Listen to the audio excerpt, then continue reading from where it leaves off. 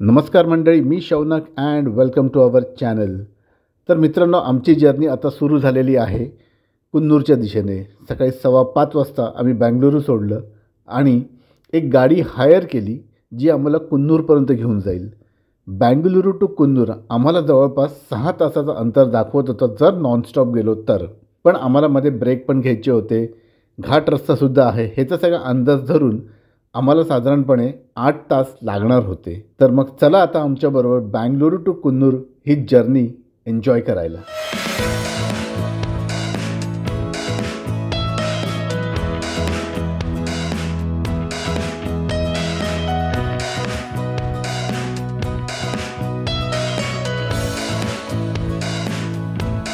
आजपर्यंत मी या हायवेबद्दल फक्त ऐकलं होतं.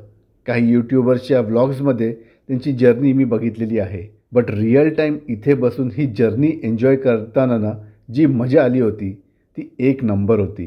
माझ्याबरोबरचे सगळे को पॅसेंजर्स झोपले होते.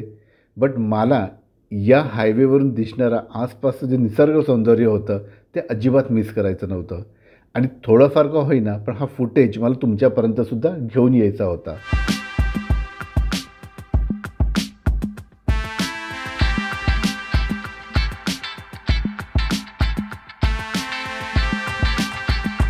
या हायवेवरचं खास आकर्षण आणि जे तुमच्या नजरेस पडल्यावर तुम्हालाही कळलं असेल मी काय सांगणार आहे.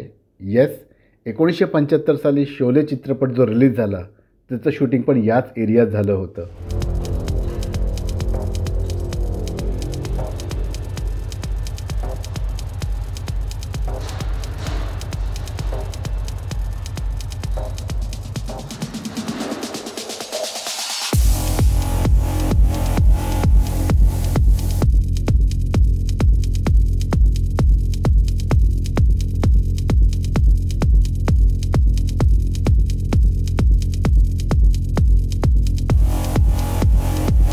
ऑलमोस्ट 120 किलोमीटरचा हा एक्सप्रेस वे आहे. दोन्ही बाजूस अप्रतिम निसर्ग सौंदर्य आहे. त्यामुळे गाडी चालवताना तर खरंच मजा येत असेल. स्पीड लिमिट 100 आहे आणि करंट टोल त्याचा 175 आहे. That's for one way journey आणि रिटर्नचा इज स्टील बिलो 300 ओनली. तर ते एकदा तुम्ही चेक करा फक्त.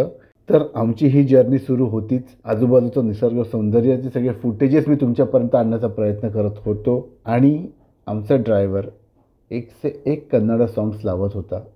कळत काहीच नव्हतं, पण गाण्याचं जो रिदम होतं, जी मेलडी होती ती ऐकायला मजा येत होती.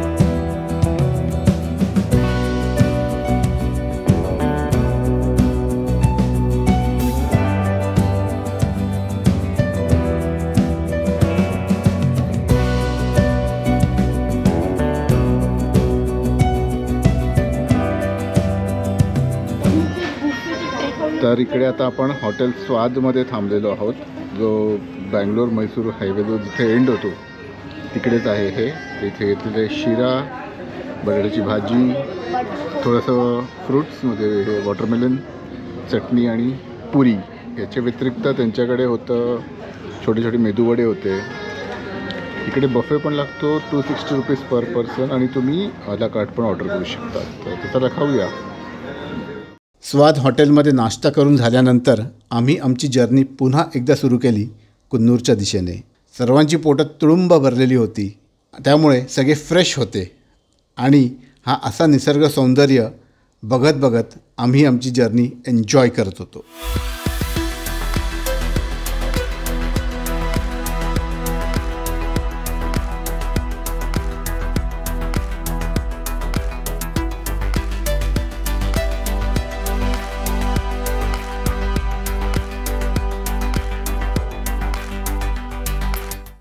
तर फायनली आम्ही येऊन पोचलो या बंदीपूर टायगर रिझर्वमध्ये, किंवा याला बंदीपूर नॅशनल पार्क असं पण म्हणतात. हे जे काय फॉरेस्ट आहे किंवा हा जो जंगल एरिया आहे तो 2 स्टेट्समध्ये डिवायडेड आहे. कर्नाटकामध्ये याला बंदीपूर म्हटलं जातं आणि तुम्ही जेव्हा तमिळनाडूमध्ये जातात तेव्हा याचं नाव मुदुमलाई होतं. आता प्रोनाऊन्सिएशन्स वेगळे असू शकतात, कारण ही आपली रोजची बोलीभाषा नाही आहे, तर काही चुकलं मुकलं असेल तर माफी. बट मित्रांनो, इकडचा जो काही एरिया आहे तो इतका सुंदर आहे. त्यात अधूनमधून तुम्हाला हरणं दिसतात, काही ठिकाणी हत्ती दिसतात.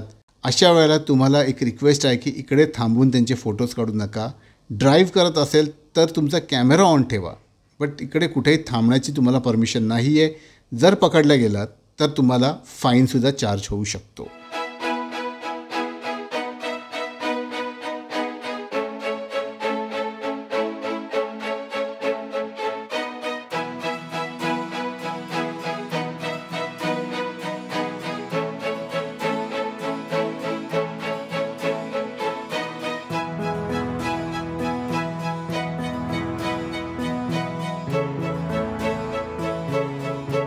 मुदुमलाई फॉरेस्टमधला सगळ्यात फेमस हा घाट, हा साधासुद्धा घाट नाही आहे मित्रांनो, तर इथे आहेत तब्बल 36 हेअरपिन बेंड्स आणि प्रत्येक बेंड घेतल्यानंतर तुम्ही जी हाईट गेन करत जातात ना घाट चढताना, हे तुम्हाला व्यवस्थित कळत जाते.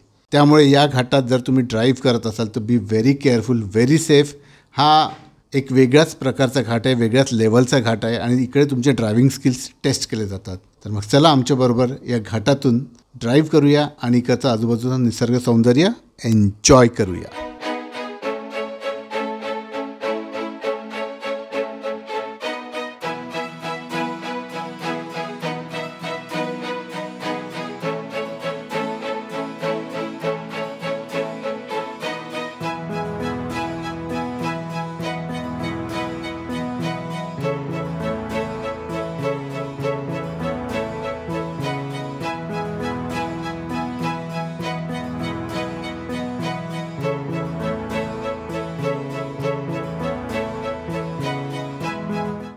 तर फायनली आम्ही उटीला येऊन पोचलो. इथून सव्वा तासावरच कुन्नूर आहे आणि एकंदरीत आमची जर्नी ओके होती. जवळपास 6 ते 7 तास लागले आम्हाला कुन्नूरला पोचायला. बट इथे आल्यानंतर इकडचं जे निसर्ग सौंदर्य आहे ते बघितल्यानंतर तुमचा जो काय थकवा असतो ट्रॅव्हलिंगचा तो एका क्षणात निघून जातो. तर चला आता हा व्लॉग इकडेच थांबूया. आवडला असेल तर लाईक, शेअर, सबस्क्राईब करा, नोटिफिकेशन बेल्स ऑन ठेवा आणि आमची असेच व्हिडिओज बघत राहा. भेटू लवकरच नवीन व्हिडिओमध्ये. तोपर्यंत बाय बाय.